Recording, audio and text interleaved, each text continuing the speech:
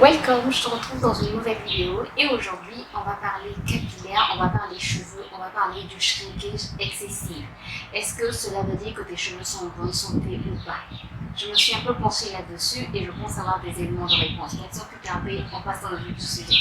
Alors, je ne sais pas si tu as déjà remarqué que tu fais par exemple une coiffure le matin, tu fais ton braid out, ton twist out, ton bottom out et quelques heures plus tard, les cheveux se ratatinent sur ta tête et ta coiffure n'a plus de son. C'est-à-dire tu te demandes où sont passées tes boucles, où est passée la coiffure que tu as eu à faire le matin. Je ne sais pas si ça t'est déjà arrivé, si ça t'est pas encore arrivé, bravo. Si ça t'est déjà arrivé, je pense que dans cette vidéo, tu trouveras la cause et la solution. Alors, moi, ça m'est déjà arrivé de remarquer, ça m'arrive à plusieurs reprises et je me suis dit que je devais me pencher là-dessus. Donc, je fais ma coiffure le matin et après, j'ai des cheveux qui perdent leur boucle, j'ai des cheveux qui se ratatinent sur leur tête. Mes cheveux étaient là au départ, après, ils sont ici. Bref, ta coiffure n'a plus de forme. Imagine, tu vas à une cérémonie, tes cheveux étaient là, tu as bien bouclé, tu as bien fait ton twist out, bien fait ton braid out, ils sont là. Et au fur et à mesure que les heures passent, ça remonte et à la fin, tes cheveux n'ont plus aucune forme. Donc, je me suis penchée là-dessus et j'ai trouvé des pistes de solutions. Sans plus tarder, on va parler de ça. Alors, shrinkage excessif, cheveux qui gonflent, coiffure qui ne tient pas toute la journée, bref, tu en as marre. Est-ce que tu t'es déjà penché sur la composition de tes produits? Pour parler des cheveux qui gonflent, pour parler du shrinkage excessif, on va parler des humectants. Alors, les humectants, comme on nous le dit souvent, ça permet de maintenir l'hydratation qu'on apporte à nos cheveux, tout en sachant que nos cheveux ont besoin de beaucoup d'hydratation. Donc, on ajoute des humectants pour pouvoir maintenir toute l'hydratation qu'on a eu du mal à leur apporter. C'est aussi simple que ça, qu'on utilise des produits du commerce ou des DIY. Quand ce sont des produits du commerce, on regarde dans la composition pour voir s'il y a des humectants. Quand on fait des DIY, on ajoute des humectants naturels. Bref, on veut que nos cheveux soient bien hydratés et qu'ils gardent toute cette hydratation parce que les efforts qu'on a eu à fournir, c'est pas pour rien. Et qui dit cheveux bien hydratés, va dire cheveux qui poussent bien, va dire pas de cheveux secs, pas de pointe sèche, pas de longueur sèche, et donc des cheveux en bonne santé, n'est-ce pas? Jusque-là, c'est bon. Sauf que les humectants peuvent devenir notre pire ennemi. Alors, je ne sais pas si vous l'avez déjà entendu, en tout cas moi je l'ai déjà dit et je l'ai déjà entendu aussi, que la glycérine par exemple, il ne faut pas en mettre trop, sinon ça dessèche les cheveux parce qu'il y a des cheveux qui ne supportent pas la glycérine. Est-ce que ce sont certains cheveux qui ne supportent pas la glycérine ou c'est peut-être la manière de l'utiliser? On va aussi parler de tout cela.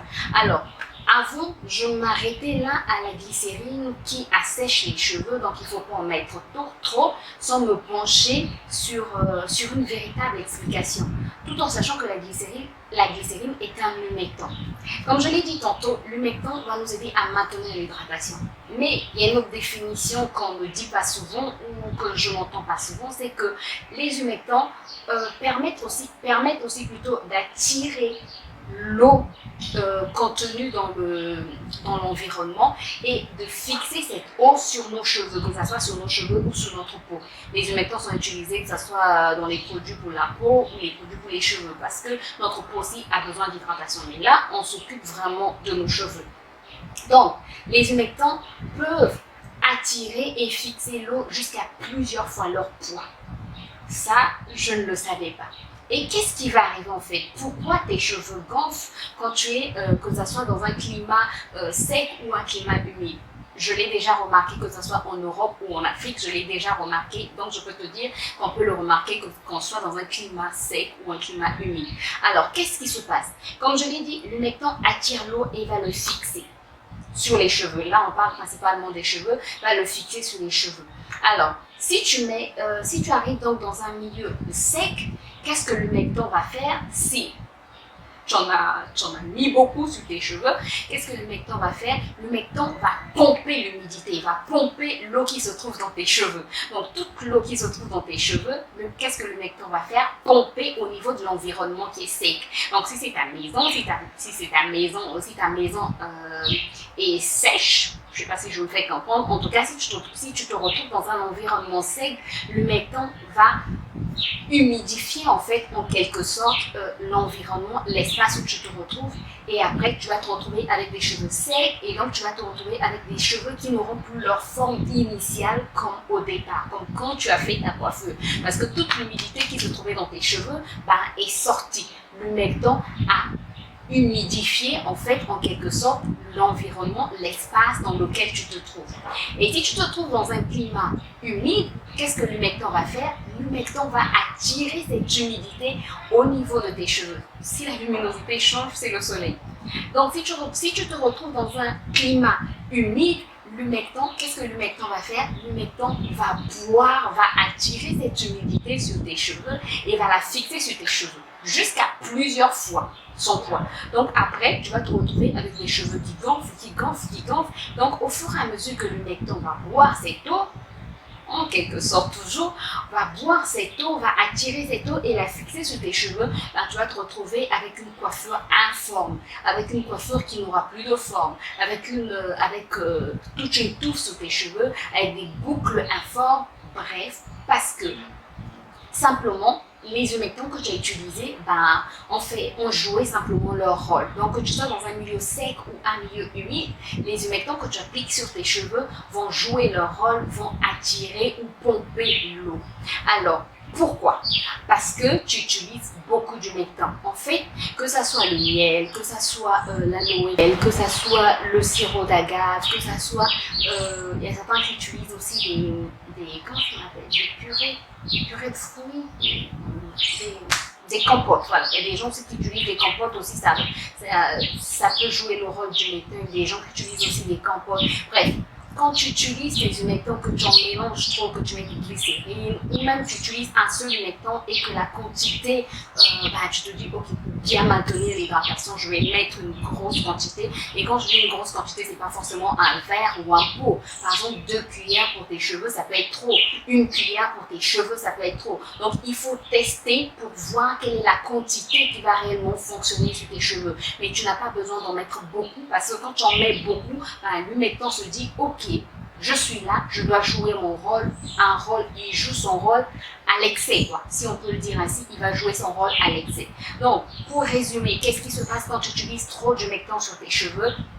Simplement, si tu es dans un milieu sec, l'humectant va pomper l'eau qui se trouve dans tes cheveux pour pouvoir humidifier l'espace sec, l'environnement sec. Si tu te retrouves dans un milieu humide, l'humectant va attirer l'humidité qui se trouve dans l'espace ou l'environnement humide, va attirer cette eau et la fixer sur tes cheveux. Voilà pourquoi tu te retrouves avec des coiffures qui n'ont plus de forme, des coiffures qui n'ont plus rien à voir avec ce que tu as fait au début, des boucles qui n'ont plus de forme, bref, des cheveux qui gonflent, un shrinkage excessif.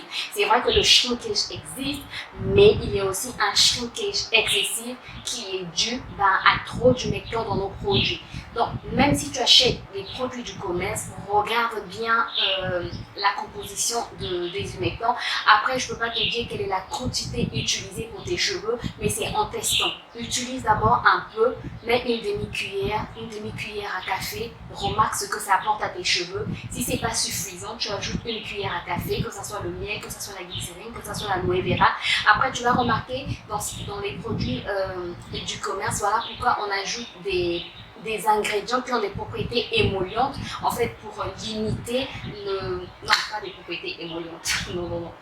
Des ingrédients occlusifs, voilà, c'est ce que je voulais dire. Des ingrédients occlusifs qui vont aider en fait à faire une barrière sur tes cheveux pour que l'humidité ne puisse plus entrer.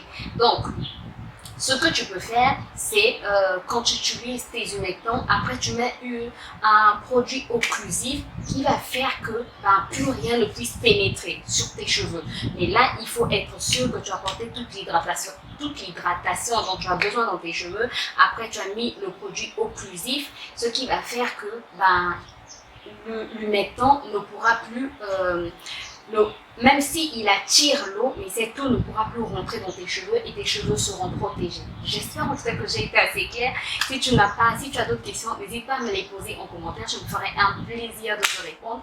J'étais trop contente de pouvoir simplement découvrir cela, que certains produits qu'on utilise, qu'ils soient naturels ou pas, qu'ils soient bons ou pas, qu'ils soient naturels ou pas, peuvent nuire à nos cheveux, et après on se dit non, nos cheveux crépus réagissent seulement comme ça, et non, pas forcément, c'est parce qu'il y a des explications. Parfois il faut se pencher sur le côté scientifique pour avoir certaines explications et avoir des meilleurs cheveux, quoi.